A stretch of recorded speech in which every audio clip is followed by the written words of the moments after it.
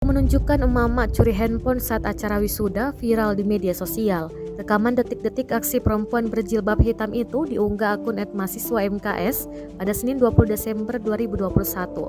Diketahui, UNM menggelar wisuda pada 20 Desember kemarin di pelataran kampus Pinisi UNM.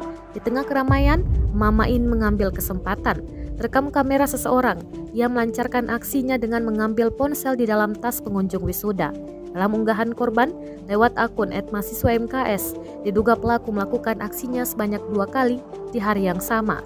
Pelaku juga disebutkan sering memanfaatkan waktu wisuda untuk mencuri. Di dalam komentar Instagram @mahasiswa_MKS, tak sedikit warganet yang juga mengeluhkan hal serupa. Banyak yang menjadi korban kehilangan handphone saat acara wisuda berlangsung.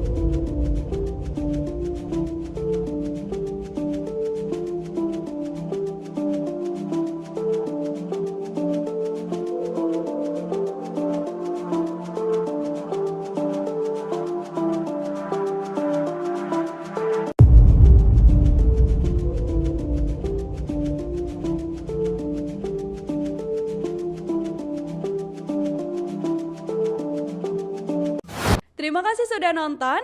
Jangan lupa like, subscribe, dan share ya.